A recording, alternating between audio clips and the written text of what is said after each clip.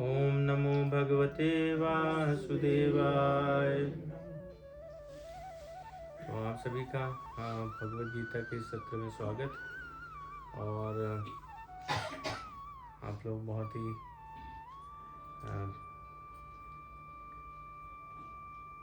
भक्त लोग हैं जो अपने बहुमूल्य समय से इतना समय निकालते हैं कि भगवत चर्चा में यहाँ पर सम्मिलित होते हैं।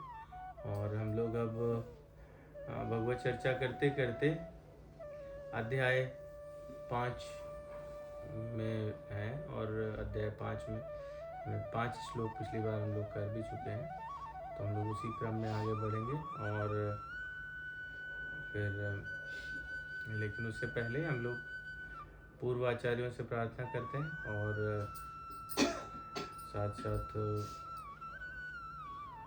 आप सभी से भी मैं प्रार्थना करता हूँ कि जो भी बोलूँ, जो भी कहूँ, वो सारा शास्त्र सम्मत हो और आप लोग मुझे ये आशीर्वाद देंगे कि कुछ भी किसी प्रकार से वो शास्त्र से भिन्न ना हो, त्रुटि ना हो। तो चलिए प्रारंभ करते हैं। सबसे पहले मंगलाचरण करेंगे और उसके बाद में फिर हम लोग आगे बढ़ेंगे। ठीक है, तो करें शुरू।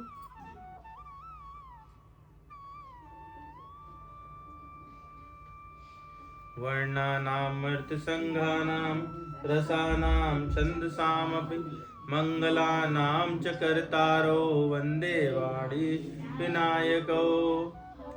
भवानी शंकरो वन्दे श्रद्धा विश्वासरूपिणो। याभ्यां विना न पश्यन्ति सिद्धा स्वान्तस्तमीश्वरम्। वन्दे बोधमयं नित्यं गुरुं शङ्कररूपिणं। यमाश्रितो हि वक्रो चन्द्र सर्वत्र वन्दते। सीताराम गुणग्राम्य पुण्यरण्यविहारिणो। वन्दे विशुद्धविज्ञानो कवीश्वर कपीश्वरो। वागर्थाविव सम्पृक्तो वागर्थ प्रतिपत्तये। जगतः पितरो वन्दे पार्वती परमेश्वरो। कर्पूरगौरं करुणावतारं संसारसारं सदा भुजगेन्द्रहारं। सदा वसन्तं हृदयारविन्दे भवं भवानी सहितं नमामि।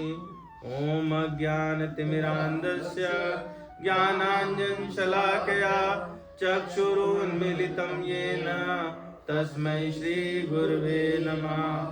श्रीचैतन्यमनोभीष्टं स्थापितं येन भूतले स्वयं रूपा कदा मह्यं ददाति स्वपदान्तिकम्। वन्देऽहं श्रीगुरोः श्रीयुतपदकमलं। श्रीगुरून् वैष्णवांश्च श्रीरूपं साग्रजातं।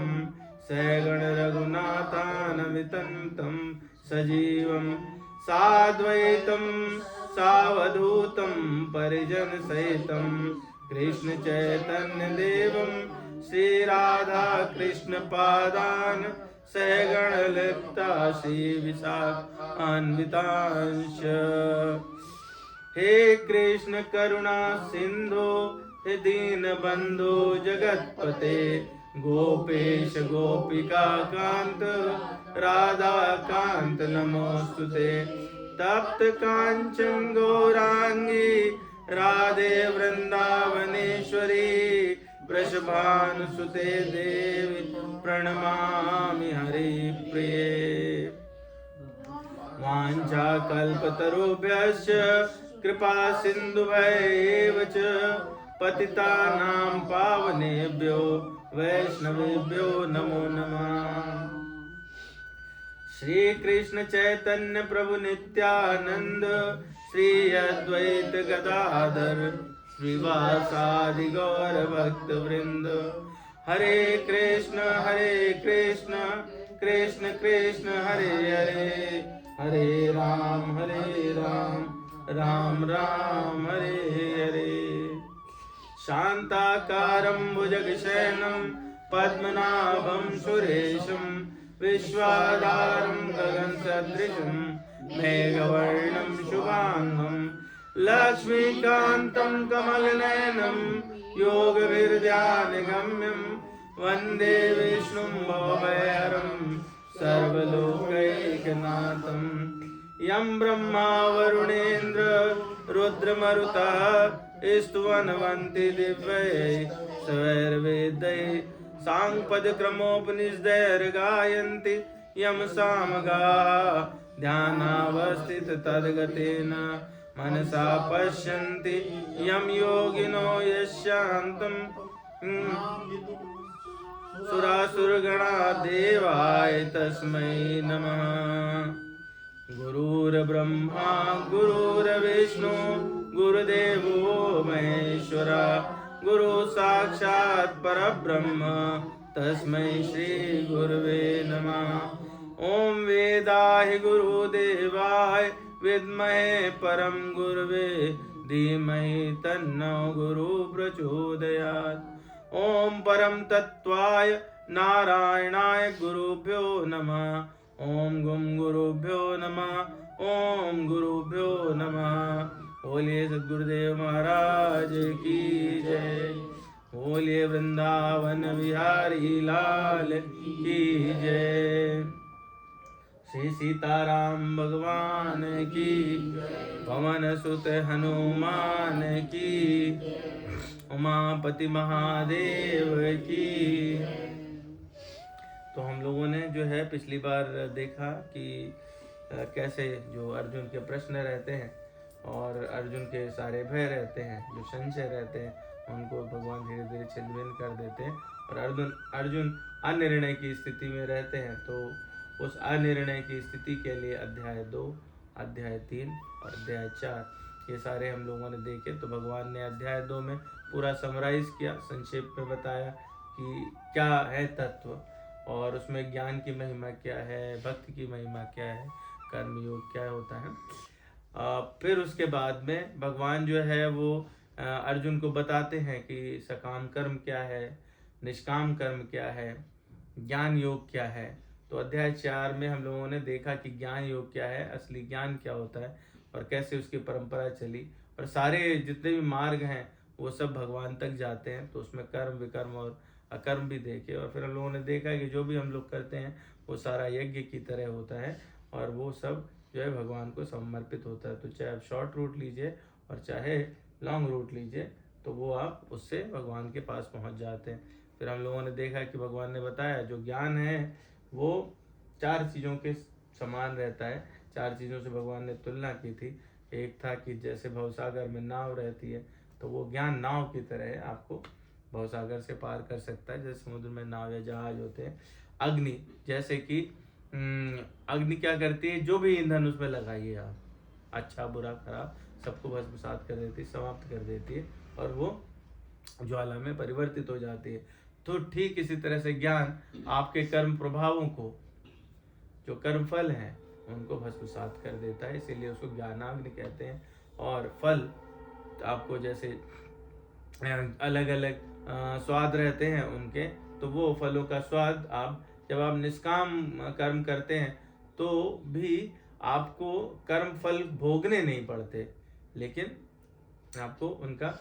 और ज्ञान कैसा है, ज्ञान तलवार की तरह है जो अज्ञान को छिन्न भिन्न कर देता है, काट देता है। तो इस प्रकार की 4 तुलनाएं भगवान ने अंतिम श्लोकों में अध्याय 4 के की थी। तो हम लोगों ने पिछली बार थोड़ा सा इस पर भी चर्चा की कि कर्म लौकिक रूप में क्या है। अध्याय 4 जिन लोगों ने अटेंड किया देखा तो उनको कर्म पता है और जिन्होंने नहीं किया तो उनको आगे की चर्चा जो है वो बहुत मुश्किल होने वाली है, क्योंकि कर्म यदि तो मैं इसलिए प्रार्थना करूंगा कि मैं अभी वैसे शायद मैंने अध्याय 3 डाला है यूट्यूब पे, 4 मैं 1-2 दिन में टाइम निकाल के डाल दूंगा, आप ज़रूर देखें। वरना आपको आगे जब हम लोग चर्चा करेंगे तो आपको शब्द नहीं समझ आएंगे, है ना। मतलब मैं डरा नहीं रहा हूँ, लेकिन यह है कि उसको कितना भी कोशिश करूँगा मैं समझाने की, जब तक आप पिछले वाले से होके नहीं गुजरे होंगे आगे का समझ नहीं आएगा। भगवत गीता बहुत ही क्रमवार है। भगवान ने चूंकि वो अर्जुन को एकदम उठा के ऐसे नहीं ज्ञान दिया था, क्रमवार समझाया था, स्टेप बाय स्टेप भगवान ने समझाया है। तो जो पहले है वो हमको पहले ही समझना पड़ेगा, ठीक है। उसका प्रभाव मतलब वो अच्छा खराब सब हो सकता है कि जो भगवत गीता के श्लोक हैं उनको हम पढ़ेंगे तो हमको पुण्य मिलेगा और सब कुछ अच्छी बात है, परंतु समझना जहाँ तक है तो एक रहता है कि हम लौकिक दृष्टि से समझें, तो लौकिक दृष्टि से भी तभी समझ आएगा जब हम लोग क्रमवार चलेंगे, और एक रहता है कि आंतरिक दृष्टि से समझें, तो आंतरिक दृष्टि से तो तभी आप समझ पाएंगे जब भगवत कृपा होगी। बिना भगवान की कृपा के या बिना गुरुदेव की कृपा के भगवत गीता भागवत ये समझ नहीं आते, ये अंदर नहीं जाते, ठीक है। ये आपको बस कहानी लग सकते हैं पर ये अंदर नहीं जाते, ठीक है। तो उसके लिए क्या करना होगा, उसके लिए भगवान से नित्य प्रार्थना करनी होगी, दूसरा कोई उपाय नहीं है, ठीक है। उसके लिए और क्या करना होगा, उसके लिए भगवत गीता ही पढ़नी होगी। एक बड़ी सुंदर बात है ये, मैंने जब नारद भक्ति सूत्र पढ़ा और उसको समझने का प्रयास किया तो समझ आया कि बाकी जो भी रास्ते हैं भक्ति योग के अलावा उनमें एक लक्ष्य है। तो दो शब्द होते हैं, साधन और साध्य। साधन वो होता है जिसके द्वारा कोई कार्य करते हैं, ठीक है। जैसे आप आटा लाए, पानी लाए, सब लेके फिर आप उनको गूंथ के फिर रोटी बनाते हैं, परंतु और उसमें फिर और भी बहुत सारी सामग्री लगती है ना, थाल परात लगेगी, बेलन लगेगा, एक्सेट्रा एक्सेट्रा, है ना। तो वो जब एक बार रोटी बन जाएगी तो बाकी सब यूजलेस हो जाएंगे। तो बाकी सब जो है वो इस प्रकार से है कि एक बार आप लक्ष्य तक पहुंचते हैं तो सब यूजलेस हो जाता है, और उस लक्ष्य पे पहुंचने के बाद में चूंकि अब आपने रोटी बन गई और आपको नहीं पता है कि इसके बाद क्या करना है, तो आप जो है वहाँ पर कंफ्यूज हो जाते हैं। तो बाकी मार्गों में ये संभावना बहुत प्रबल रहती है। जब भी ब्रह्म ज्ञान से आदमी क्या जानता है, ज्ञान से ये समझ पाता है कि वो शरीर नहीं, वो आत्मा है, भगवान की एक नित्य स्थिति है, और ब्रह्म क्या है, इन सब बातों का ज्ञान होता है उसको, ठीक है। ये सब शब्द अभी हमको लगते हैं, जब हम लोग उस मार्ग से आगे बढ़ते हैं तो ये वाला ज्ञान आना शुरू होता है। लेकिन भक्ति योग ऐसा है जिसमें आप भक्ति करके ही भक्ति की प्राप्ति करते हैं, और भक्ति कभी प्राप्त नहीं होती। मेरी बात मुश्किल लग रही होगी समझने में। भक्ति करेंगे तो ही भक्ति मिलेगी, पर भक्ति कभी प्राप्त नहीं होगी। मतलब जैसे कहते हैं ना, मंजिल नहीं है, रास्ता ही मंजिल है आपकी। भक्ति करेंगे आपकी भक्ति बढ़ती जाएगी, बढ़ती जाएगी, बढ़ती जाएगी, बढ़ती, उसका कोई अंत नहीं है, ठीक है। भगवान की सेवा का कोई अंत नहीं है। तो ये पूरा रास्ता ही इस प्रकार से है। तो इसलिए कभी मतलब ये नहीं सोचना है अपन को कि भगवत गीता हम अटेंड करते हैं या पढ़ते हैं या भगवान की सेवा करते हैं तो ये व्यर्थ जा रहा है, आगे हमको क्या मिलने वाला है, आगे यही मिलने वाला है। तो इसलिए हमको इस पे जब हम निरंतर आगे बढ़ते रहेंगे तो हमको ये बात और अच्छे से क्लियर होने लगेगी कि हमको प्राप्त भी यही करना था, कुछ और नहीं प्राप्त करना था। तो हम लोगों ने फिर ये लौकिक रूप में हम लोग देख लेते हैं, वहाँ पे हम लोगों ने देखा कर्म, विकर्म और अकर्म होते थे, है ना। जिसमें कर्म है जो शास्त्र सम्मत क्रियाएं करते हैं वो कर्म है, मैं मोटे तौर पे बता रहा हूँ, हमने बहुत अच्छे से एक्सप्लेन किया, कोशिश की थी। और विकर्म वो है जो शास्त्र के विरुद्ध है, अकर्म वो है जो शास्त्र सम्मत हैं परंतु आपकी कर्म फल की इच्छा से रहित हैं, ठीक है। तो ये मोटे तौर पे है, सुनने को लग रहा है कि हम समझ गए, परंतु पता नहीं मुझे तो हमेशा ही कंफ्यूजन रहता है। तो जब लौकिक रूप में आप देखें तो कार्य, कर्तव्य, प्रतिक्रिया, इनको हम लोग कर्म कहते हैं लौकिक रूप में। और कोई कार्य अच्छा होता है और बुरा होता है, तो जब आप कार्य अच्छा और बुरा करते हैं तो उसके जो परिणाम होंगे वो क्या होंगे, वो भी अच्छे बुरे होंगे। कार्य अच्छा या बुरा है तो उसके परिणाम भी अच्छे बुरे होंगे, तो इसमें कोई बहुत बड़ी बात नहीं है। तो भगवान जो है वो अर्जुन को ये बात आगे बताते हैं कि कोई यदि व्यक्ति कर्मों का त्याग करता है, कर्म के परिणामों का त्याग करता है, कैसे, योग के द्वारा। योग संन्यस्त कर्माणम ज्ञान सन्निसंशयम आत्मवंतम न कर्माण निबद्धनन्ति धनंजय। भगवान ने आखिरी 4थे अध्याय के आखिरी श्लोक में, सेकंड लास्ट श्लोक है 41वां, वहां पे बता रहे हैं तो कैसे योग से आप कर्म के परिणामों को छोड़ दो। आप जब भगवत योग करेंगे, भगवान से जुड़ने का प्रयास करेंगे, भक्ति करेंगे, तो उसमें कर्म के परिणामों को छोड़ना है, कर्म नहीं छोड़ना है, ऐसा भगवान बताते हैं।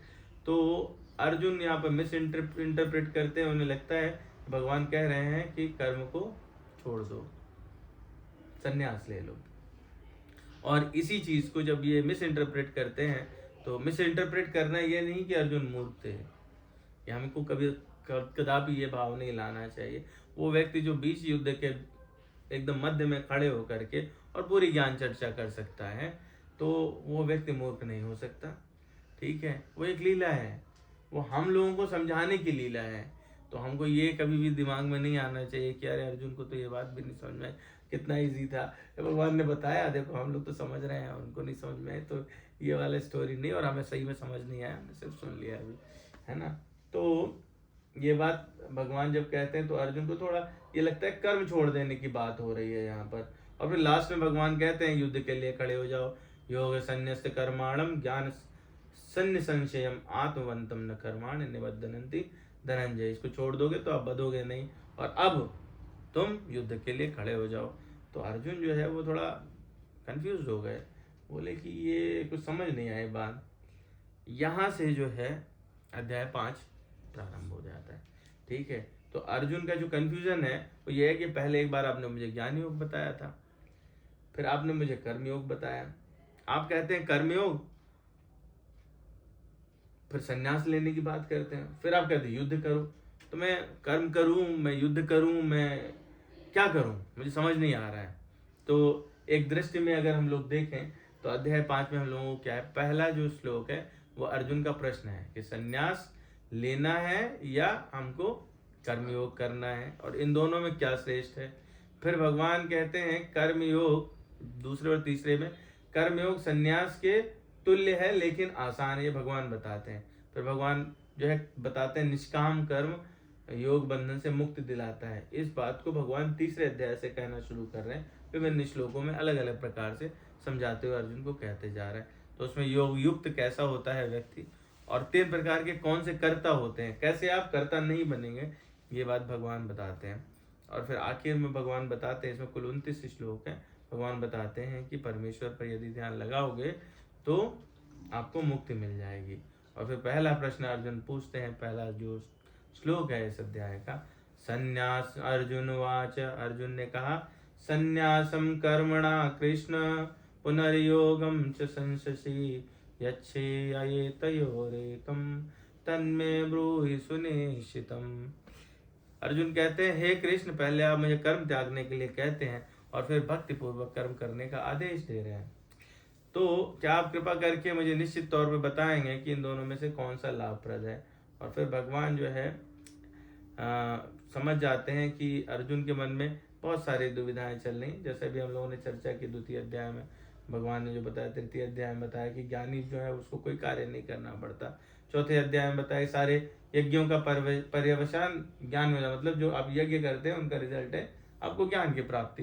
तो सब तरह से जब आप कह रहे हैं कि ज्ञान, हमको ज्ञान अर्जित करना चाहिए, हमको त्याग करना चाहिए, हमको संन्यास लेना चाहिए, फिर आप एक तरफ कह रहे हैं कि युद्ध करें, ये बात समझ नहीं है, ये कंफ्यूजन है।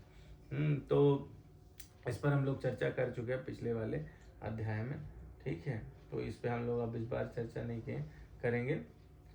तो अर्जुन को कुल मिलाकर के समझ नहीं आया कि करना क्या है, और भगवान से वो यही बात कह रहे हैं। यहाँ बड़ी एक सुंदर सी बात है कि भगवान दे रहे ज्ञान, कोई छोटा मोटा व्यक्ति, साधारण व्यक्ति नहीं दे रहा। अर्जुन जैसा भक्त है जो शिष्य है, वो भी कोई छोटा मोटा साधारण नहीं, पर कितना क्लियर कट है कि जब तक अर्जुन कह रहे हैं हमको समझ नहीं आएगा, हम कार्य करेंगे नहीं, आप मुझे समझाते रहो। और भगवान उतने ही धैर्य के साथ अर्जुन के जितने भी कंफ्यूजन है उनको क्लियर कर रहे हैं। ठीक है, तो हम अगर जीवन में यह सीखें कि हमको, यदि हम शिष्य बनते हैं या किसी को गुरु मानते हैं, तो हमको ब्लाइंडली नहीं फॉलो करना है। मतलब ये बहुत यहाँ पे कोई रॉकेट साइंस नहीं, बहुत साधारण सा और बहुत ही सुंदर सा तथ्य है दोनों लोग प्रस्तुत कर रहे हैं कि गुरु आपको समझा रहे हैं, परंतु आप जब तक नहीं समझ जाते तब तक आप अनुनय विनय करते हुए प्रश्न करें, है ना, कि हमको समझ नहीं आ रहा और आप मुझे बताइए कि ये कार्य करने के लिए मुझे क्यों कह रहे हैं।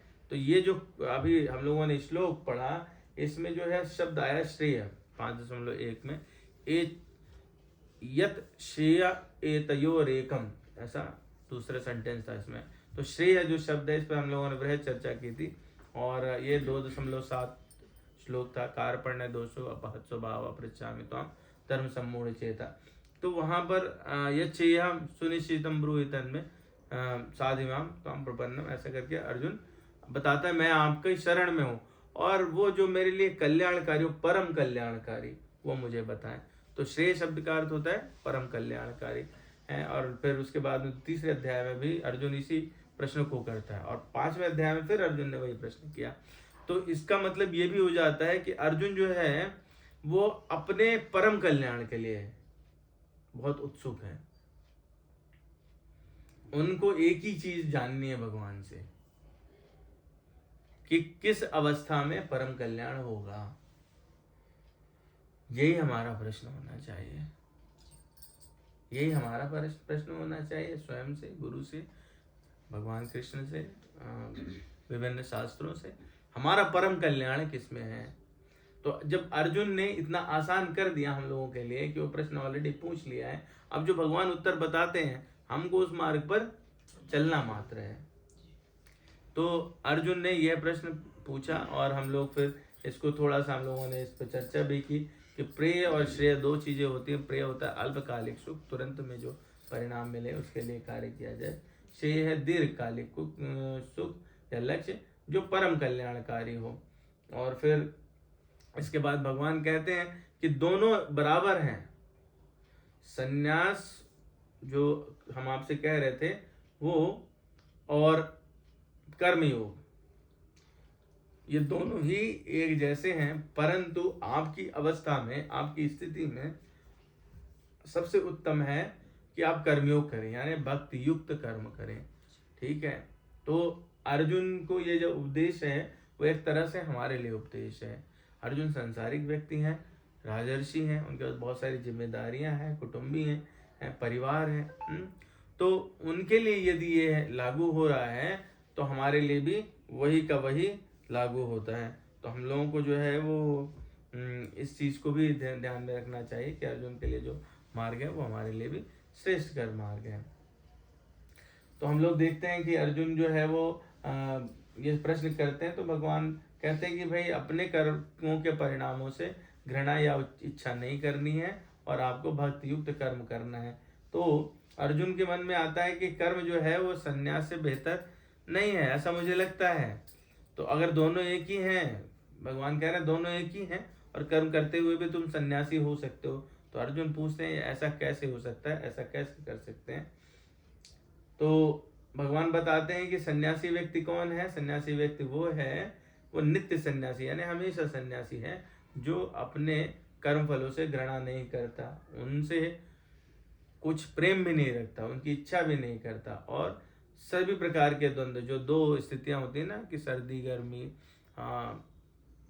सुख दुख, तो अमीरी गरीबी, जितने भी हैं सब डुअल होते हैं, दोनों में एक जैसा रहता है, वो व्यक्ति नित्य सन्यासी कहलाता है, वो हमेशा सन्यासी बोला जाता है। तो इस पर भी हम लोगों ने थोड़ी सी चर्चा की थी। और फिर भगवान कहते हैं कि जो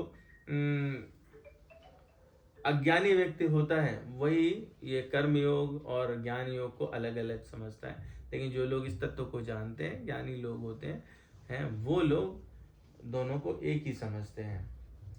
तो यहाँ तक की चर्चा हम लोग कर चुके थे और हम लोग फिर 5वें श्लोक पे पहुंचे थे, वहां से हम लोग ये चर्चा वापस प्रारंभ करते हैं।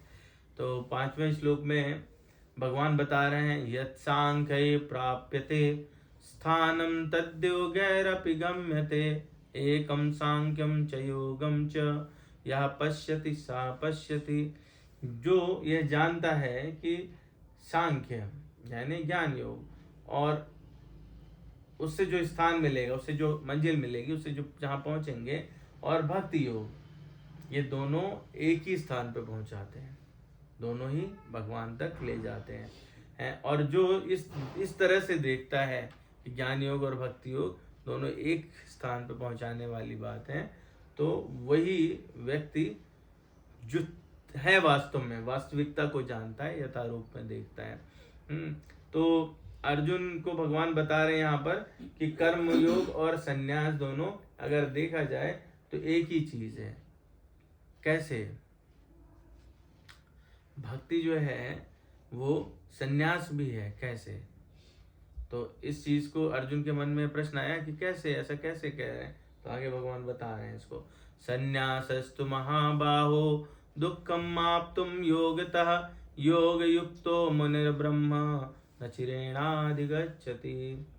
तो भक्ति में जो लगा हुआ है व्यक्ति, वो खाली कर्मों का परित्याग करने से सुखी नहीं बन सकता, लेकिन यदि भक्ति में लगा रहे, कोई व्यक्ति जो भक्ति में ना लगा हो तो सिर्फ सोचे कि मैंने कर्मों का परित्याग कर दिया, आप सन्यासी हो गए, तो मन से सोचेगा, वो कहीं ना कहीं उसमें लिप्त हो जाएगा।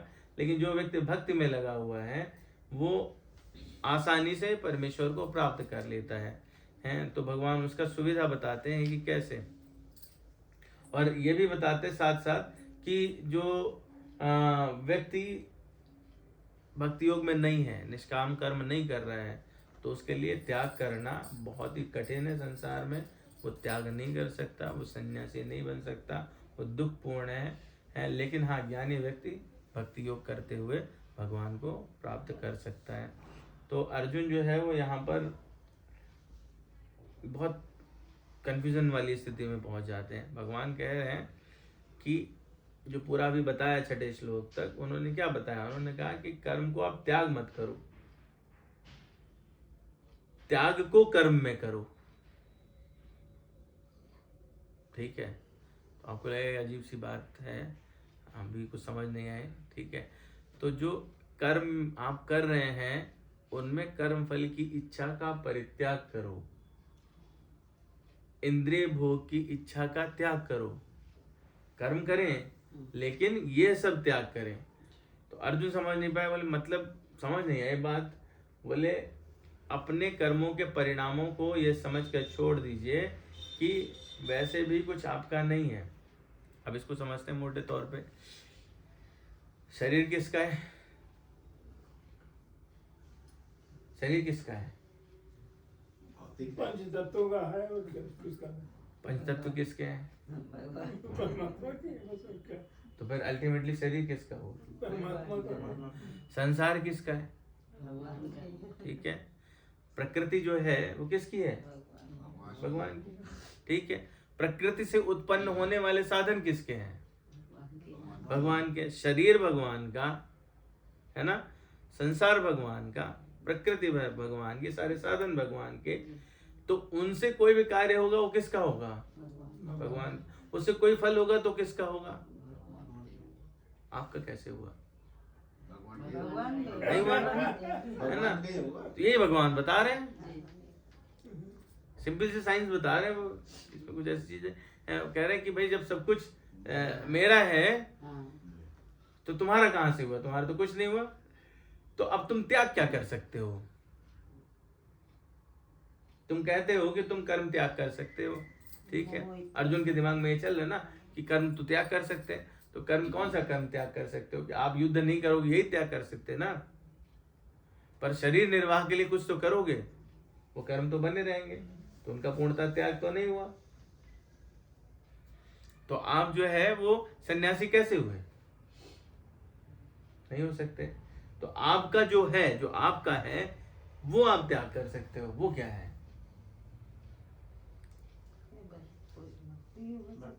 नहीं, भक्ति आप त्याग कर दोगे फिर आपके लिए बचा क्या?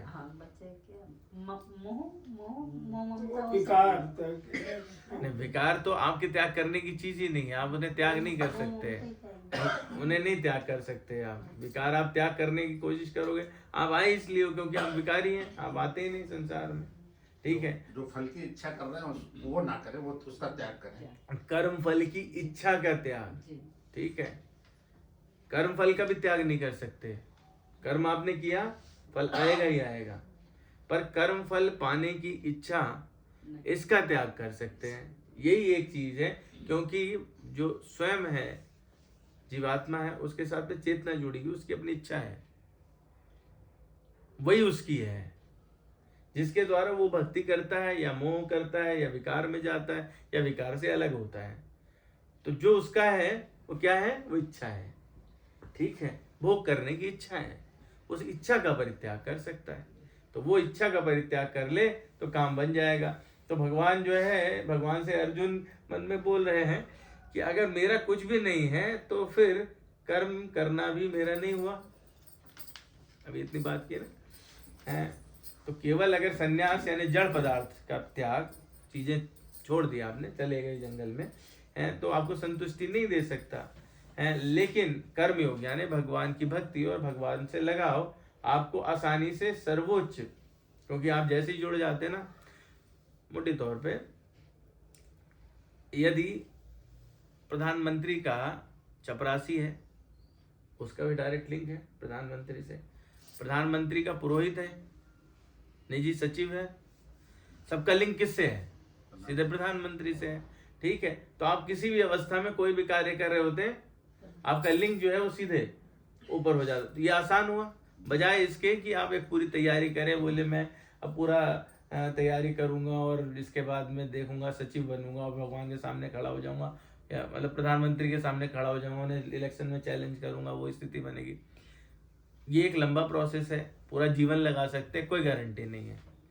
लेकिन यदि सेवा का मौका मिले और आप सेवा करना चाहो तो सीधे सीधे राजभवन में एंट्री हो जाएगी ना। ऐसी भक्ति है कि आपने भक्ति करना प्रारंभ किया, वो भगवान से सीधे जुड़ती है ना, सीधे मतलब सीधा कनेक्शन है, उसमें कोई बीच में मीडिएटर नहीं है, और आपने बस जोड़ा तो कनेक्शन आपका जुड़ गया। वीकर हो सकता है, स्ट्रॉन्गर हो सकता है, आप रोज निजी सलाहकार हो सकते हैं, और ऐसा हो सकता है गेट पे खड़े होने वाले पहरेदार हो, पर आपका कनेक्शन है प्रॉपर, इसमें कोई प्रॉब्लम नहीं है। किसी ना किसी दिन भगवान को लगेगा आज पहरेदार से बात करनी है, बुलाओ भाई, बोले वो 4 आदमी कौन आए थे, ठीक हो गई बात, है ना। तो ये चीज है, इसलिए भक्त को लगे रहना चाहिए। उसके लिए सबसे आसान तरीका होगा भगवान तक पहुंचने का, भक्ति करना। तो आगे भगवान बताते हैं यहाँ पर कि कैसे करोगे और आप में क्या लक्षण होना चाहिए। योग युक्तो विशुद्धात्मा विजितात्मा जितेंद्रिया सर्वभूतात्म भूतात्मा कुर्वन्नपि न लिप्यते। जो व्यक्ति भक्ति भाव से कर्म करता है, जो विशुद्ध आत्मा है, अपने मन और इंद्रिय को वश में रखता है, वो सबको प्रिय होता है और सभी लोग उसे प्रिय होते हैं। ऐसा व्यक्ति कर्म करता हुआ भी कभी नहीं बंधता। तो भगवान ने यहाँ पे कंडीशंस रख दी हैं, है ना, कि आप ध्यान से देखो, उसी को मैंने जो इसका अर्थ है उसी को थोड़ा फ्रैक्शनेट कर दिया है ना। तो कौन? जो भक्ति भाव से कर्म करता है, मतलब कोई भी कर्म करे तो वो भगवान के लिए कर रहा है, ऐसा मन में विचार करे। विशुद्ध आत्मा है, विशुद्ध आत्मा अर्थात कि जिसने अपने मन को निर्मल बना लिया है, विकारों से मुक्त करने की कोशिश कर रहा है, डेली साबुन लगा रहा है, साफ रखता है। मन साफ कैसे रहेगा? मन साफ ऐसे रहेगा, आपके आंतरिक शुद्धिकरण कैसे होगा? जब आप वो वाला डिटर्जेंट पाउडर यूज करोगे जो उसको साफ कर दे। ठीक है, कपड़े के लिए विशेष डिटर्जेंट पाउडर है, ऊन के लिए अलग है ना। तो ऐसे ही मन को क्लीन करने के लिए क्या है? मन को क्लीन करने के लिए भक्ति है। ठीक है, दूसरा तरीका रहता है कि मतलब आप दूसरे योग का सहारा ले, लेकिन वही बात है कि जिस रास्ते का सहारा लोगे उसी से जाओगे। ठीक है, तो दूर वाला रास्ता है तो दूर वाले से जा सकते हैं आप, लेकिन यदि आप भक्ति करते हैं तो आप डेली भक्ति का जो साबुन है वो आप अपने मन पे लगाते रहते हैं, और एक टाइम ऐसा आता है जब आपका मन निर्मल हो जाता है, साफ हो जाता है। तो भक्ति भाव से आप कर्म करें। अब देखिए क्या है कि वही आपने भक्ति जो है कैसी है, नमक को जो संत लोग हैं वो कहते हैं राम रस है। राम रस चुटकी भर रहता है नमक, है ना। आप उसको डाल देते हैं भोजन में, दिखता है क्या कहीं? लेकिन टेस्ट बढ़ा दीजिए, आप खा नहीं सकते। कम कर दीजिए, खाने की इच्छा रहेगी। एडिक्वेट रहेगा, आनंद आएगा नहीं। तो क्या है, ये राम रस है, आप सब में जोड़ दीजिए और वो आनंदित हो जाएंगे, आपको उससे आनंद मिलेगा। मन से जोड़ दीजिए, मन साफ हो जाएगा। शरीर से जोड़ेंगे, शरीर साफ हो जाएगा। इंद्रियों से जोड़ेंगे, इंद्रियां साफ होने लगेंगी। तो सबका शुद्धिकरण हो जाएगा। तो भक्ति भाव से कर्म करें, भक्ति को हृदय में लाएं तो आपका हृदय निर्मल हो जाएगा। मन और इंद्रियों को वश में रखता है। अब आपने भगवान से जोड़ दिया, मन में भगवान बिठा लिए, तो इंद्रियां जो है वो मन से जुड़ी हुई हैं। इंद्रियां, उनका टारगेट था विषय, बाहर जो फैला है कि आँख को जो है वो कुछ सुंदर दृश्य देखना है या हमारे सुख की अनुभूति करनी है ना। यदि आपने उनको जोड़ दिया है भगवान से तो वो भगवान की तरफ उन्मुख हो जाएंगी। जो कार्य आप करते हैं, अगर आपने कान अपने इस्तेमाल करने हैं कथा सुनने के लिए या कीर्तन सुनने के लिए, तो वो इंद्रियां भगवान की तरफ उन्मुख हो जाएंगे। तो ऐसे आप सारे इंद्रियों को भी विषयों से मोड़ करके और भगवान की तरफ ला सकते हैं। तो वो इंद्रियां क्या हुई, एक तरह से वश में हो गई। मन और इंद्रिय वश में हो जाए, भक्ति भाव से कर्म करे, विशुद्ध आत्मा हो, ऐसा व्यक्ति फिर क्या होगा, अगली स्टेप आएगी, वो सबको प्रिय होगा, सब लोग उसको पसंद करेंगे, क्योंकि उसको किसी से आगे भगवान पहले ही बोल दिया ना, जिसको इच्छा नहीं है और जो किसी से द्वेष नहीं करता है, ना द्वेष्टि ना कांक्षति, है ना। तो ना उसको इच्छा है, ना वो किसी से द्वेष करता है, ईर्ष्या नहीं कर रहा, तो लोगों को पसंद ही आएगा। संसार में लोगों को कैसा पसंद आते हैं, लोग हैं जो आपसे कुछ ना मांगे और जो आपसे द्वेष भी ना करें, ठीक है। इससे भी इम्पोर्टेंट बात क्या है, सभी लोग उसे प्रिय होते हैं। तो जब ये सारी क्वालिटीज होंगी तो वो व्यक्ति कर्म करता हुआ भी कर्म में नहीं बंधेगा। तो ऐसा व्यक्ति क्या कहलाता है, योग युक्त कहलाता है, ठीक है। तो योग युक्त जो है वो गोस्वामी जी उसको अपनी भाषा में लिखते हैं। जब सब में भगवान दिखने लगते हैं तो वो व्यक्ति योग युक्त हो जाता है।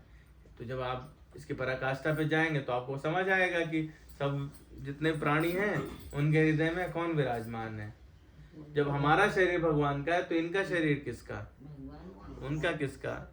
तो जब सारा माल भगवान का ही है तो सब एक ही हुआ ना, ठीक है। तो जब वो वाली स्थिति अभी हमारी है नहीं ना, हम तो अभी क्या सुन रहे हैं, तो ये बात कर रहे हैं जैसे ही एक क्षण नहीं बीतेगा, क्षण का लेश मात्र भी, निमिष मात्र, उसमें ही भूल जाते हैं, भूल जाते हैं, हर क्षण भूल जाते हैं। हम बोल रहे हैं, मैं बोलेंगे, भूल गए ना, ये बात है। तो गोस्वामी जी इसका मंत्र क्या बोलते हैं, सिय राम मैं सब जग जानी, करहूं प्रणाम जोरी जुग पानी, ठीक है। कैसे भूल जाते हैं, इसमें एक शेपक कथा है छोटी सी, ठीक है। मैं इसको जब ये पढ़ रहा था, विचार कर रहा था, आप लोगों के लिए बना रहा था, तो मुझे लगा कि गोस्वामी जी इस प्रकार की बात करना चाहते हैं, इसलिए मैंने इसको यहाँ डाला। गोस्वामी जी ने जब ये रचना की, ये मतलब मुझे किसी प्रमाणिक ग्रंथ से नहीं मिला, तो इसको कृपया उस तरह से ना लें। ये कथा है, एक कह सकते हैं कि कहीं से कहानी मिली और हम आपको वो सुना रहे हैं, ठीक है। उसकी प्रमाणिकता का पता नहीं, परंतु वो संदेशात्मक है इसलिए सुना रहे हैं, है ना। तो गोस्वामी जी ने जब ये रचना करना शुरू की रामचरितमानस की, और ये लिखा, और बड़े मगन थे, और वो लिख के कागज पे अपना रखा और वापस जा रहे थे तो दौड़ता हुआ एक बच्चा आया और उनको बोला, महाराज हैं आप तो जो है लाल रंग का आंचला डाले हैं, लाल रंग का वो पहने, उधर बौराया सांड घूम रहा है, आप उस मार्ग से न जाएं, आप दूसरा मार्ग ले लें। गोस्वामी जी मस्त थे, राम राम में लगे थे। बोले, अरे बालक, मैं सांड को भी राम राम करके और प्रणाम कर लूंगा, उसमें भी राम रहते हैं, वो मुझे नहीं मारेंगे, राम मुझे कैसे याद करेंगे, और मैं चला जाऊंगा। चले गए, उसी रास्ते पे आगे बढ़े। सांड ने देखा दूर से आ रहा था और पूरा लाल पहने हुए, उठाया और पटक दिया, ठीक है। गोस्वामी जी जो है क्षण में कुपित हुए, ठीक है। मतलब गोस्वामी जी ऐसे हो नहीं सकते। मैंने उसका कहानी पढ़ने के बाद ये विचार भी किया, लेकिन फिर भी मुझे संदेशात्मक लगी इसलिए बात करें। तो गोस्वामी जी थोड़ा क्रुद्ध हुए, बोले कि अभी तो हमने सिय राम में सब जग जानी, करो प्रणाम जोरी जुग पानी, है ना, ऐसी भाव उत्पन्न हुआ और ये है। और सांड ने उठा के पटक दिया, थोड़ा क्षुब्ध हुए। तो उन्होंने हनुमान जी को याद किया, बोले लगता है सब झूठ है, ठीक नहीं है ये बात। तो हनुमान जी प्रकट हुए, बोले कि ये बात सही है। आपने क्या किया, लाइन तो लिखी, सिया राम मैं सब जग जानी, करो प्रणाम जोर जुग पानी, परंतु इस भाव में आप भूल गए कि सच में सारे ही लोगों में राम है। जो बालक आए थे वो राम ही तो थे जो बचाना चाहते थे, तो आप चूक गए। ठीक है, ऐसे ही है हम लोगों के साथ में, पढ़ लेते हैं, ठीक है, सिया राम में सब जग जानी, करो प्रणाम जोर जुग पानी, और उसी क्षण भूल जाते हैं। ठीक है, यही चौपाई करते हुए जा रहे हैं और यही बालक को शिक्षा दे रहे हैं, लेकिन ये नहीं देख रहे कि बालक भी तो राम ही है, कह रहे हैं तो रामवाणी हुई। ठीक है, तो इस प्रकार की हम लोगों की वो रहती है। तो इस तरह से हम लोग समझें कि जो क्रिया और पदार्थ हैं, है ना, क्रिया और पदार्थ क्या है, जितनी भी क्रियाएं हम करते हैं और जो भी सारे साधन हैं वो भगवान की सेवा में, दूसरों की सेवा में तब लगते हैं जब हमारे हृदय में उदारता आने लगती है। जैसे जैसे हम उदार होते जाते हैं, दयालुता कैसे आती है, दयालुता या दीन भाव तब आता है जब हम ये बात अंदर से, हृदय से स्वीकार करते हैं, स्वीकृति आ जाती है कि सब कुछ भगवान का है। ठीक है, ये स्वीकृति कठिन है। स्वीकृति ऐसी है, कहो क्षण में आ जाए, कहो पूरा जीवन लग जाए। ठीक है, क्षण में कैसे आती है, क्षण में ऐसे आती है कि कितने बेटे हैं आपके? हाँ, आप तो देखो सेकंड नहीं लगा, है ना, सेकंड नहीं लगा। ठीक है, तो स्वीकृति ऐसे आती है। ठीक है, आपने उन्हें जैसे हुए अपना माना, इसलिए, है ना, कोई आपसे आपके पति का नाम पूछेगा, पत्नी का नाम पूछेगा, आप पट बता दोगे, कहाँ रहते हो, यहाँ रहते हैं। ठीक है, सोते में कोई यदि जगाए और आपसे पूछे जमीन के कागजात कहाँ रखे, तुरंत याद आ जाएगा ना। रोज याद कर रहे हैं क्या? नहीं, जमीन के कागजात की जब कभी जरूरत पड़ेगी तब याद कर लोगे। ठीक है, लेकिन याद है क्यों? क्योंकि आपने लगाव रखा है उनसे, है ना।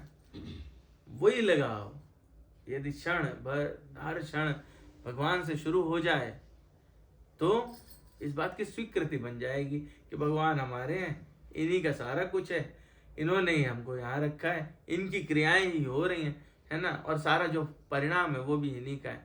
स्वीकृति हो जाएगी ना, तो कोई दिक्कत नहीं रहेगी। आपको स्वीकृति है, मेरे मरने के बाद में मेरा मकान मेरे बच्चे का है। ठीक है, कोई आपसे पूछे किसको मिलेगा, क्या बोलोगे? यही बोलने वाले हो। ठीक, तो ये क्या होगा, जब आप भगवान को नित्य याद करेंगे तो आपके हृदय में करुणा, दयालुता स्वयं उत्पन्न होना शुरू हो जाएगी। और जब ऐसा होता है, उदारता आती है, तो आप सुखी को देख कर प्रसन्न होंगे, दुखी को देख के दुखी होंगे। तो जिस विकार की बात अभी हो रही थी, क्या, ईर्ष्या, मत्सर, मोह, लोभ, अपने आप ही छूट जाएंगे। आपको किसी से कुछ प्राप्त नहीं करना है, सुखी को देख के सुखी हो गए।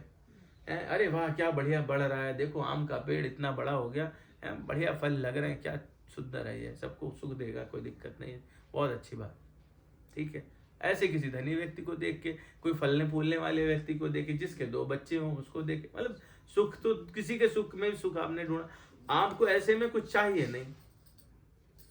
नहीं चाहिए, ईर्ष्या उत्पन्न होने का बात ही नहीं है।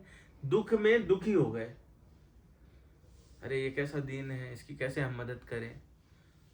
तो ये वाली भावना जब आपके अंदर बढ़ने लगती है, तो जो वो विकार थे, जिन विकारों को हम सोच रहे थे ना, है ना, मद, मोह, लोभ, मात्सर्य इत्यादि, ये आपके अपने आप ही छटना शुरू हो जाते हैं, ये खत्म होने लगते हैं। और ऐसे में जो आपको प्रसन्नता अनुभव होगी, उसका एक अलग विलक्षण रस होगा। वो रस आपको आपकी भगवत भक्ति को और बढ़ाता जाएगा, है ना। और वो जैसे जैसे बढ़ाता जाएगा तो वो आपको भगवान से उतना ही जोड़ता चला जाएगा, और जब उतना ही जोड़ेगा तो आप भगवान के सेवा में और लगते चले जाएंगे। तो ये एक तरह से देखा जाए तो एक चक्र है। तो हमको क्या है, नित्य जितना ही हम भगवान को याद करते हैं उतना ही हमारा आनंद बढ़ेगा और भक्ति बढ़ेगी और बढ़ेगी। ठीक है। तो अभी भी लेकिन अर्जुन को समझ नहीं आया, बोले कि मुझे क्यों कर्म करना चाहिए। तो भगवान यहाँ पर ये वाली बात बता के कह रहे हैं कि स्वार्थ से जो भरा हुआ तुम्हारा हृदय है, जिसमें बहुत सारे ये विकार हैं, उनका शुद्धिकरण हो जाएगा। इसलिए तुमको कर्म योग करना चाहिए, तुमको युद्ध करना चाहिए, तुम्हें भक्ति युक्त कर्म करना चाहिए, ये भगवान कह रहे हैं।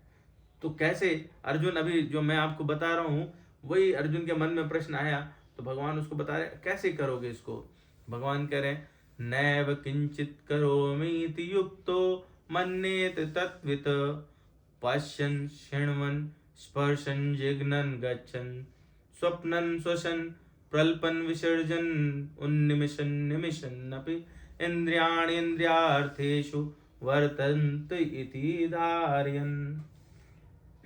कैसे? देखते हुए, सुनते हुए, स्पर्श करते हुए, सूंघते, खाते, चलते फिरते, सोते, सांस लेते, अपने अंदर सदैव यह जानते रहो कि तुम करता नहीं हो, तुम्हारे द्वारा कुछ कार्य नहीं हो रहा है। और हम इससे इतना वंचित हैं, इस भावना से इतना वंचित हैं, हम हर कार्य को ये सोच के करते हैं कि हम कर रहे हैं। भगवान यही बात कह रहे हैं कि तुम ये बात समझ लो कि तुम्हारे द्वारा कोई कार्य नहीं हो रहा। तो बोलते हुए भी, ये हम नहीं बोल रहे हैं, भगवान की वाणी है। ठीक है। बोलते हुए, त्यागते हुए, मलमूत्र इत्यादि त्यागते हुए, ग्रहण करते, आंखें खोलते बंद करते हुए, ये स्वाभाविक क्रियाएं हैं। ये हम हमारे करने के द्वारा नहीं हो रही। इसमें कितनी क्रियाएं तो ऐसी हैं जिनको मैं जानता भी नहीं हूं। मेरे शरीर से कोई प्रकार की गंध आती होगी, किसी न किसी प्रकार की आती होगी, सुगंध दुर्गंध कैसी भी, हमको पता नहीं है, पर वो हो रही है। पसीना आ रहा है, हमको पता नहीं चलता, वो हो रहा है। तो ऐसी कितनी क्रियाएं हैं, आंख कितनी बार बंद हुई और खुली पता नहीं है ना। सांस हमने कितनी बार ली पता नहीं है। तो ऐसी कितनी क्रियाएं हैं, न जाने कितनी क्रियाएं, जिनके बारे में तो हमको पता ही नहीं है, वो भी तो हो ही रही हैं, बाकी भी हो रही। तो इनमें भगवान यही कह रहे हैं कि आप जो है ना, कर्ता भाव त्याग दो। हैं, आपको ये पता होना चाहिए कि भौतिक इंद्रियां ये सारे अपने विषयों में प्रवृत्त हैं। हर इंद्रिय को जो उसका भोग है वो चाहिए, वो उसकी तरफ आकर्षित हो जाती है।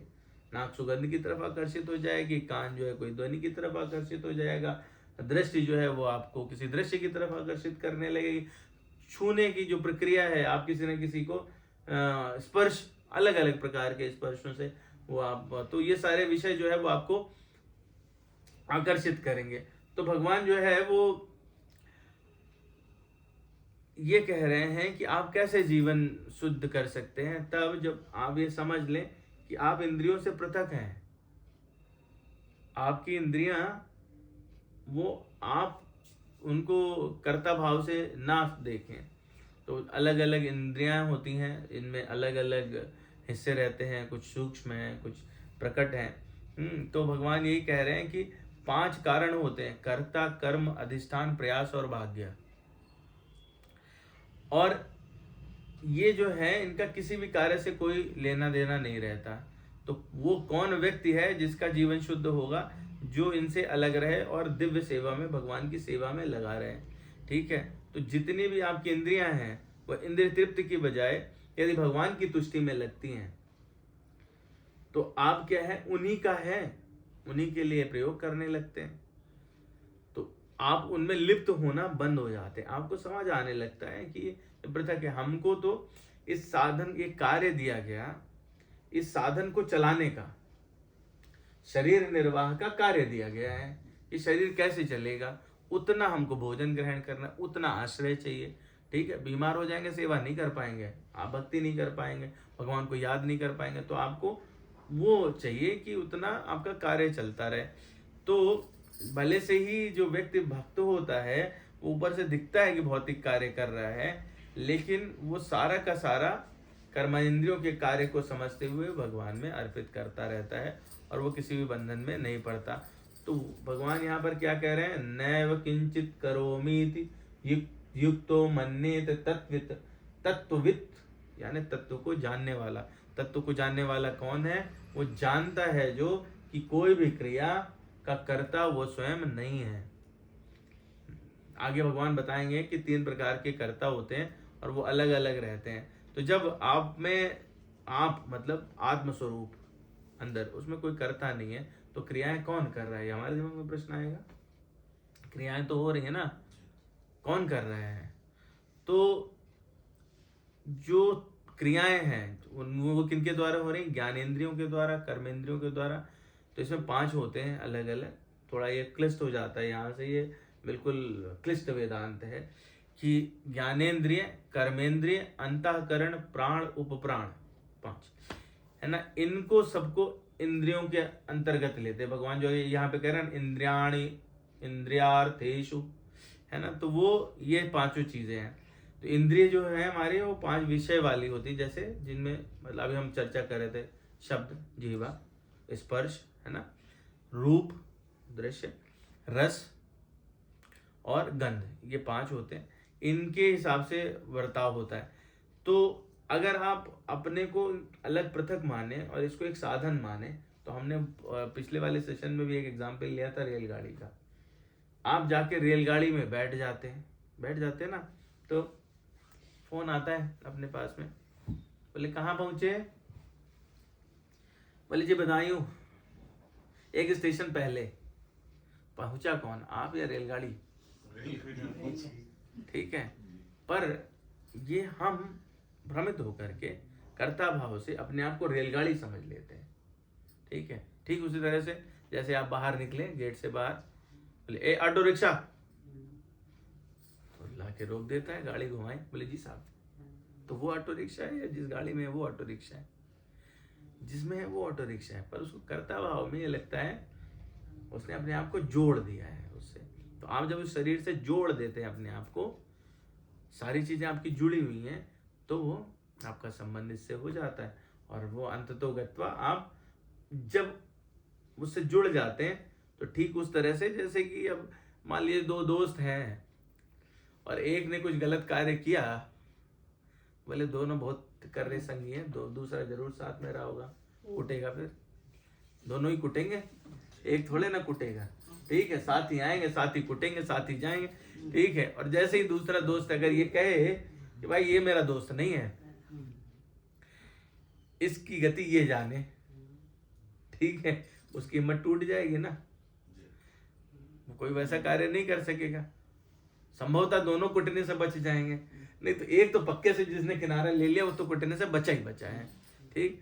तो आपको क्या है कि किससे संबंध जोड़ना है ये जान लेना चाहिए। जैसे आप जोड़ते हैं वैसे ही आपके इंद्रिय विषयों से संबंध विच्छेद होना प्रारंभ हो जाते हैं। ठीक है।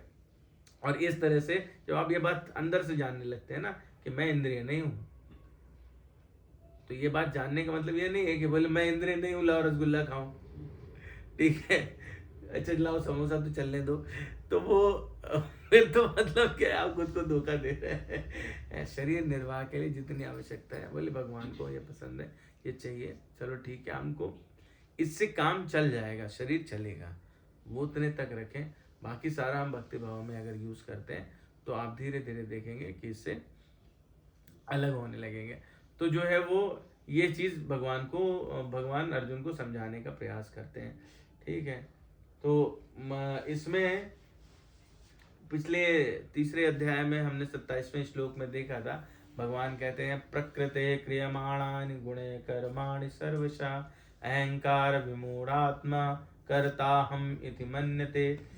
तो जीवात्मा अहंकार के, बिल्कुल इसी प्रकार का श्लोक है जो अभी हम लोग चर्चा कर रहे हैं। जीवात्मा अहंकार के प्रभाव से मोहग्रस्त होकर अपने आप को समस्त कर्मों का कर्ता मान बैठता है, जबकि वास्तव में वो प्रकृति के 3 गुणों द्वारा संपन्न किए जाते हैं। ये भगवान पहले ही बता चुके हैं, अब अर्जुन को फिर से बता रहे हैं। कह रहे हैं मतलब क्या है, मैंने पहले ही बताया भाई, तुमको समझ नहीं, भूल गए, हमारी स्थिति है ना, भूल जाते हैं। तीसरे अध्याय हमने चर्चा की तो भूल गए, अभी फिर से आगे हैं। बोले वो अहंकार के कारण मोहग्रस्त हो गए और मैं करता हूँ, मैं करता हूँ, मैं करता हूँ, कुछ नहीं करते, सारा कार्य दूसरी तरह से हो रहा है। ये अर्जुन को उन्होंने दोबारा बताया।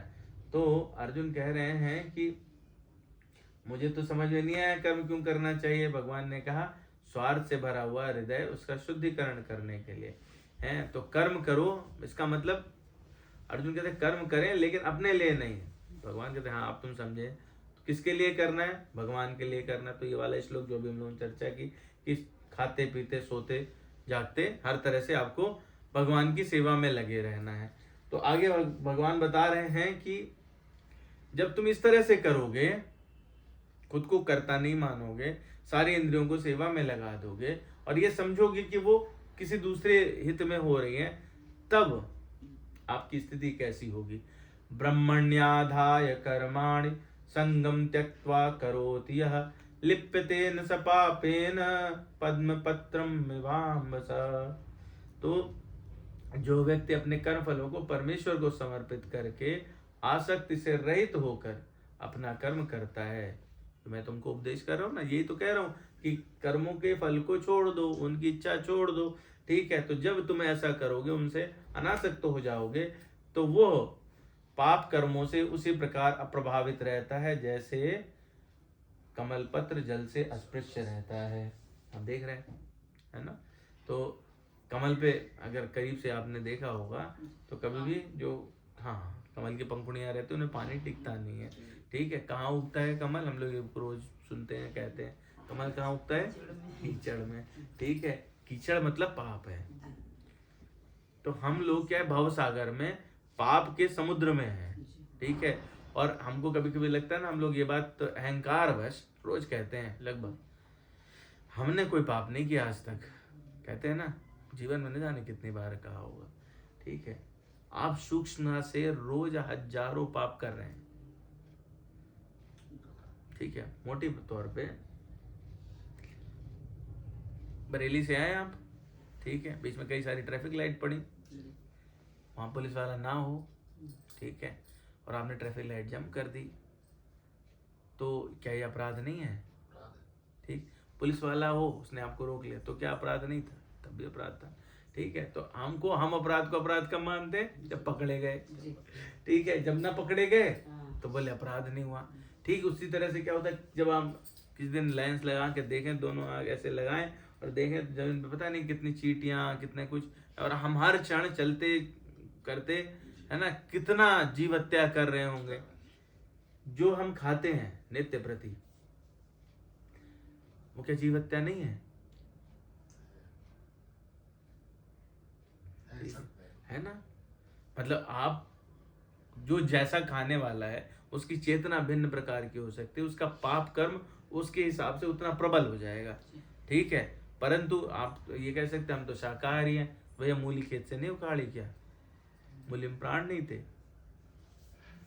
थे ना, काटी खाई, है ना, जीव है। तो हम नित्य प्रति अपराध कर रहे हैं। अब अपराध का स्तर छोटा हो सकता है, अपराध का स्तर बड़ा हो सकता है, ठीक है। कोई मांस खाने वाला व्यक्ति वो मुझसे ये प्रश्न कर सकता है कि फिर क्या अंतर हुआ? गन्ना तुमने भी काटा, चूसा, जीव हत्या, ठीक है। हमने मुर्गा काटा, चूसा, जीव हत्या, क्या अंतर हुआ? है तो अंतर जो है चेतना का है, अंतर चेतना का है। शाकाहारी जो वो रहते हैं, अब इसमें जिसकी चेतना जितनी स्ट्रांग है, जो जितना समझ सकता है, भगवान ने सारे बताया, जो जीव विज्ञान के विद्यार्थी वो और अच्छे से समझ सकते हैं। तो छोटा सेल, उससे बड़ा टिश्यू, ऐसे करके पूरा वर्गीकरण है। हम लोग मोटे तौर पे समझते हैं। मनुष्य है, चेतना सबसे ज्यादा विकसित है हमारी, जिनमें हाव भाव ज्यादा होते हैं। उसके बाद में कुछ पशु आते हैं जो उच्च किस्म के पशु हैं, ठीक है। हाथी है, शेर है, ये सब है, गाय है। आपने देखा है गाय में कितनी चेतना होती है ना। किसी को परिवार में दुख हो जाए, गाय पहले दुखी हो जाती है। तो चेतना का भाव जितना ज्यादा, उनकी हत्या करने पर, उनको कष्ट पहुंचाने पर पाप उतना बड़ा। अब इसको घटते हुए क्रम में लेते चले जाएं आप, तो आप देखेंगे कि मुर्गी इत्यादि ये सब उसी क्रम में आते हैं। ठीक है, बहुत सारा उसमें वर्गीकरण है, पर हम लोग मोटे तौर पे कि जो लोग बच्चे सीधे देते हैं उनके ज़्यादा पाप लगता है, जो अंडे के द्वारा देते हैं वो उससे थोड़ा नीचे कैटेगरी में आते हैं, और फिर ये शाक सब्जी ये सब आते हैं। इनमें जो सूखे हैं जैसे धान, ठीक है, हमारी लौकिक दृष्टि में धान हम कब काटते हैं? जब फसल पक जाती है, यानी उसके बाद वो सड़ जाएगी। आप नहीं काटोगे क्या होगा? धान गिरेंगे, सड़ जाएंगे। गेहूं नहीं काटेंगे क्या होगा? धान गिरेंगे, सड़ जाएंगे। इसीलिए प्रावधान है कि जो फल गिरे उन्हें खाया जाए, जो फल पक जाए उन्हें खाया जाए, जो सब्जियां बिल्कुल एकदम पक्व स्थिति में पहुंच जाए उन्हें ग्रहण किया जाए। तो ऐसा नहीं है कि उनमें जान नहीं है। यदि जान ना होती तो दोबारा आप धान बोएंगे, अंकुरित होंगे। गेहूं बोएंगे तो अगर उसके अंदर अंकुरण की क्षमता नहीं होती तो क्यों अंकुरित होता? यानी उसके अंदर प्राण स्थित है, वो फिर से जन्म दे सकते हैं, तो तब तक उनमें प्राण है, पर वो प्राण सूक्ष्मतर स्थिति में पहुंच जाते हैं, तो इसलिए उसकी हत्या का पाप आपको निम्न स्तर का लगता है। तो क्या उनके लिए प्रायश्चित की आवश्यकता नहीं है? ठीक है, तो हमको नित्य प्रति भगवान से ये प्रार्थना करनी चाहिए, भगवान आपने साधन दिया, मैं बिना इनके नहीं रह सकता, और आपने जो साधन दिया इनके निर्वहन के लिए इनकी आवश्यकता है। ठीक है, तो मैं आपका दिया हुआ साधन मैं इसको प्रयोग करता हूँ, और हे भगवान मुझे आप इसके लिए क्षमा करें, मुझे आगे मार्गदर्शन करें। इस प्रकार को हमको प्रार्थना करनी चाहिए। ठीक है, इसीलिए जो साधु लोग होते हैं, मैं मतलब ये बात यहाँ पे बैठ के बोलूँगा तो थोड़ा अजीब लगेगा, जो अंकुरित वो रहते हैं आपके, उनको नहीं ग्रहण करते, क्योंकि वो अंकुरित होने वाला जो रहता है वो नव पल्लवित माना जाता है, और वो साग सब्जियों में उच्चतर किस्म का पाप है। नया जीवन आ रहा है ना, पुराना है ही है, नया जीवन उसमें से आ रहा है, आपने दोनों मार दिए। ठीक उस प्रकार से जैसे अंडे से मुर्गी निकलने वाली हो, ठीक है, तो इस तरह से तो वो लोग उसको भी ग्रहण करने में पाप महसूस करते हैं। तो मतलब हम क्या उसको कम से कम कर सकते हैं, पर ऐसा कोई क्षण नहीं जाता। जब आप सांस ले रहे हैं ना, तो इसमें पता नहीं कितने सूक्ष्म जीव आपके अंदर चले गए, और आपने छोड़ा तो वो भी चले गए।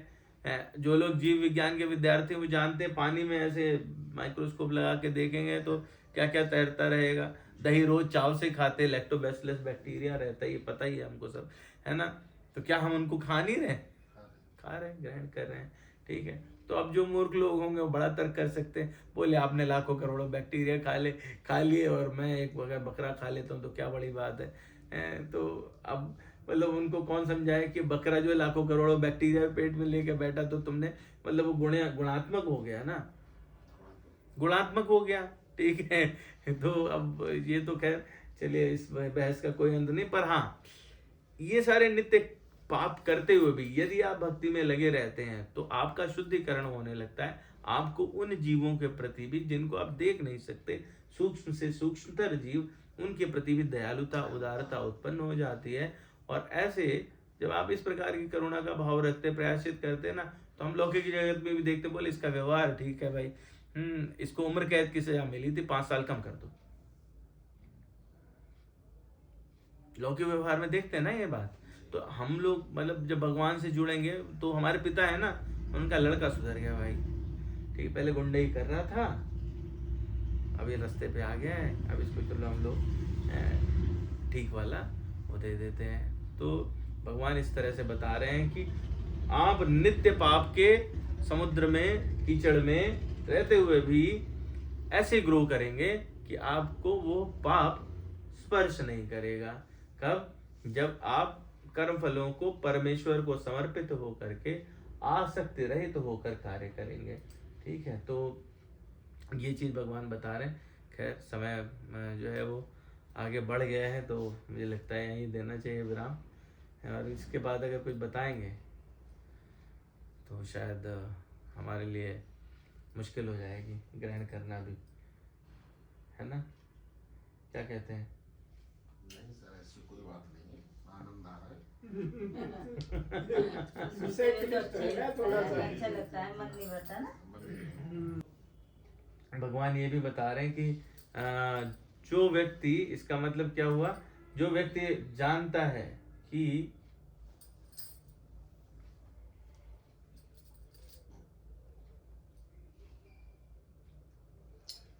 जो व्यक्ति जानता है कि वो आत्मा है, शरीर नहीं, और इस प्रकार से विरक्त है, फिर भी उसको कार्य क्यों करना पड़ रहा है? अर्जुन का प्रश्न है मन में। भाई पता चल गया, आप बता रहे हो ना कि वो योग युक्त व्यक्ति है, वो शुद्ध भी हो गया, ठीक है, फिर भी आप कह रहे हैं कि कर्म किए जा। शुद्धिकरण के लिए नित्य पाप करोगे ना, शुद्धि क्या रोज चाहिए होगी ना? कपड़ा रोज गंदा करोगे तो साल भर बाद धोगे क्या? रोज ही ना धोगे, ठीक है? तो ये चीज चाहिए। तो यहाँ पर भगवान जो है वो इस बात को विशेष तौर पे बता रहे हैं। कहा ना उन्होंने, ब्रह्मण्याधाय कर्माणि, इसका मतलब शरीर, इंद्रिया, मन, बुद्धि और प्राण ये सब भगवान के हैं। तो इनके द्वारा होने वाली क्रिया भी भगवान की होगी, वो अपनी नहीं हो सकती। जब सारी भगवान की हैं तो अपने आप को उसका कर्ता आप ना माने। उनसे होने वाले फल अगर आप मांगते हैं तो ये ठगी है। उनसे होने वाले फल जो है, ये तो रास्ते में चलते हुए को लूट लेना है, तो आप ठगी कर रहे हैं। हाँ, किसी से याचना करते हैं, ठीक है, अब हमको अपने जीवन निर्वाह के लिए चाहिए, मतलब इसका अर्थ ये कहीं भी नहीं है, भगवान ने ऐसा कहीं नहीं कहा कि भैया तुम जो है वो खाना पीना बंद कर दो, ऐसा नहीं कहा भगवान ने। हैं, आप भगवान को वो अर्पित करिए जो संसार के लिए, दूसरे के कल्याण के लिए चाहिए।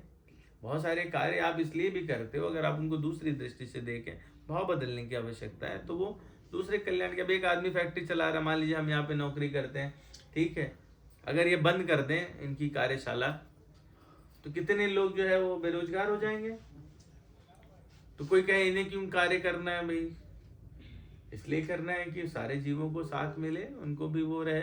तो हम लोग लौकिक जब उसमें संसार में रहते हैं तो संसार चले, उसको ठीक से चलाया जाए, वो शास्त्र संगत हो, इसके लिए हमको कार्य करना चाहिए। भगवान का चारों तरफ यश फैले, भगवान का यश पहले से ही है।